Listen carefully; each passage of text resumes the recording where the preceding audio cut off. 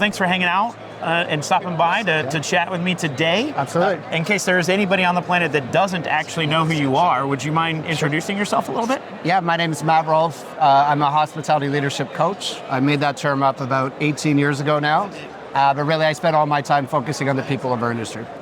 I love that. It's very succinct. You've gone through an elevator pitch or two. Yeah, I try to simplify, right? What does it really mean? Yeah. And I think there's a lot that we can do in leadership or coaching and all these words, and I think it can become muddy and unclear. And I wake up every day, how do we help the people? That's it. I love that. I've seen you speak probably 4 times now, 5 times now. Yeah. At events like LEAD, Yeah, which you're very involved with. Yeah. And so we've been talking a lot with operators the last couple of days about challenges in their organization. Yeah. And labor is like an evergreen topic. That, could you, at a high level, tell us what you're seeing, what your clients are seeing in the market around labor and retention? Yeah, I think, well, let's go, what are you hearing from the operators? Let's go into some of the pieces that you've heard and I'll give you my perspective. Is it harder to retain? Are they finding people? Because what I've heard at the show, some states they're having strong retention and they're not having a struggle, and others are having a significant struggle. But what have you heard in some of the interviews? Yeah, I would say that what we're hearing mostly has to do around retention of skilled workers. Sure. So you have this churn kind of problem on the first 90 days. Yep. You get somebody in, you upskilled them, and then they're going, hey, I've been here 90 days. Where's my raise? Where's my? Well, I was expecting that by now I'm an expert, and there's not anything for me to do. So they kind of hang around for another couple of months, and then they kind of move on. Yeah. And so what does that look like? Yeah, I think it's really important to highlight the 90-day mark. So there's been a lot of research done between the 90 and 100-day exit, where they quit usually in the first 30 to 60 days, stay with you till they find something that's next or best for them. The one thing that we look into is, were we ever in agreement with the employee in the first place? So what I mean by agreement, they got hired because they needed employment, we needed an employee, but were we in agreement to wage, hours, compensation, and quality of work-life balance? What I often find, especially with hourly hires, is if they needed 10 more hours a week, and we could never provide them that, they're going to continue to look for other employees. So we're not actually addressing the agreement or what's going to cause the retention challenge, and we repeat it. And I say that with love and care. This is an industry challenge, Yes. Over 100% annual staff turnover. But how do we sit and pause and look at what are the patterns of exit, and how do we address them? And are the people rehiring, if we're not in agreement out of the gate, the chances of having high retention are out of luck. Gotcha. Yeah. And the other thing I've heard, I love that answer. The other thing I've heard is that, okay, they've been with us a year and a half, they've been here with us 2 years. Yep. Now they're really looking for management, they're looking for leadership roles, they're trying to figure out the next step. And if you don't necessarily have that, because a lot of restaurants, I would say, have this nice pyramid structure. Yep.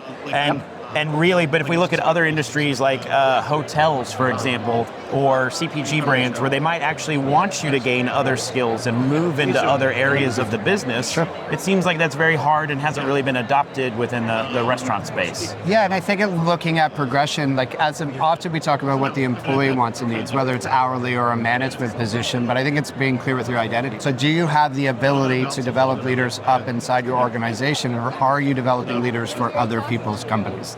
And it might sound crazy, but if you don't have the ability for people to have a path to leadership, we want to be honest about that. One thing I say with, at its peak, I had 60 employees in my other company. I said, everyone's going to leave my company at some point, including myself. Yeah. How do we give the right exchange? And how was I honest when somebody started to outgrow me? But it's also looking at how do we give the best experience, and what's the ideal target? For a lot of us, if we could have somebody with us 3 years, there's a good return for us in that.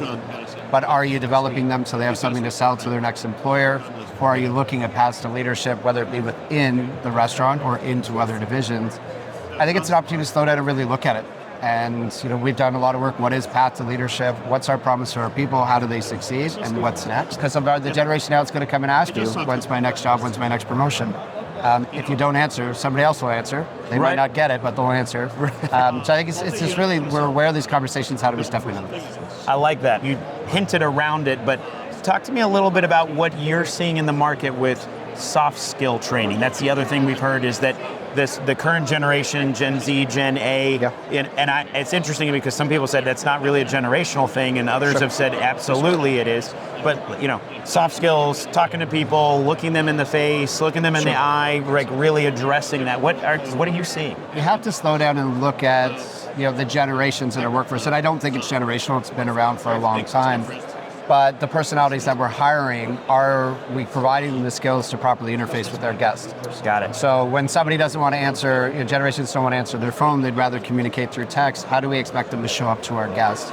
And how do we explain to them why our guest experience is important? And not just what we want them to do, but why it's important, why it impacts them, why it impacts the guests and the team culture.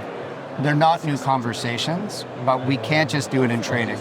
So the way that we break it down is, what's induction look like? I understand my role. What does training look like? I can do it on my own.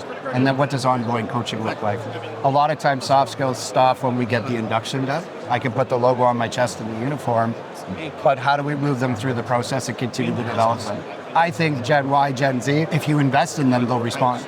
Right. But sometimes it's just, if we're a little bit transactional and then expect them to behave differently without the why or the reasoning, it's where we should fall short. Yeah, that's interesting and totally applicable. We're hearing a lot also on where folks are having to accommodate a work-life balance we're seeing as a little bit different, maybe completely changed during COVID, less of a generational thing, and where people are coming in and being like, look, I know you need me to work, it's a restaurant, you want me to work on Fridays and Saturdays, but I really only work like Sundays and Wednesdays, and like that's changing the workforce, it seems. Are you seeing some of that as well? Yeah, I think there's the shifting wants and needs and expectation of when people are available to work. And I think we've looked traditionally at how do we hire somebody to work 40 hours a week in the 5 days or 5 shifts we want them to work. And that might have shifted on you. So I think what we try to coach our partners to do is not to look at all of our employees the same way. So we might have a core group of staff that can work the traditional shifts. And I had a client I was working with recently, owned a large pizza chain, and they had to hire some people that could work the Wednesdays and Fridays. They've never done that in their 60 years, and it was hard for them they were holding on to old scheduling processes. Yeah. But if the employees' wants and needs have shifted and they have the leverage, we might want to look at how we meet their needs, but not with losing ourselves within it. So it's a negotiation, and it's a partnership.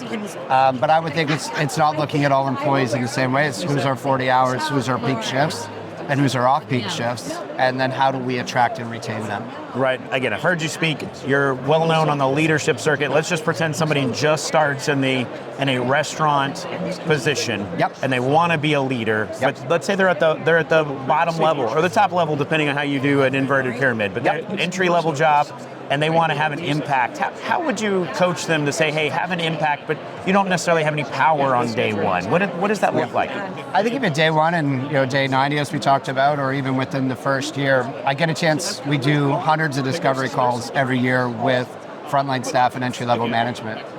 And what I often hear is, how do I get the next job? And my response is, how do you be great at where you are today? So how do you be the best server where you are today? How do you ask curious questions? How do you ask for support, development, and help? If you're an entry-level manager on day one, you might want what's next. But I think the best way to shine is, how do you be best at what your job responsibilities are today? Earn that trust, earn the experience, and then progress.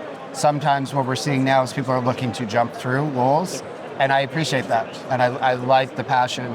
But if we don't have the foundation, we can find leaders in roles that they haven't had the experience to manage. I made that mistake. I failed. I'm not making any judgment. But on our side, I think it's be great where you are, and it'll lead to a better path. Love that. I love that.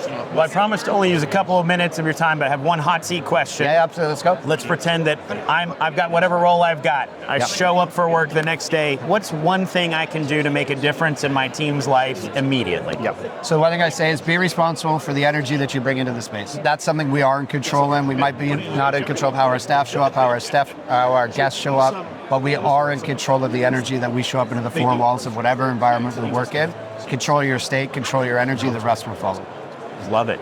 Thank you so much for hanging out. Thanks for a great question.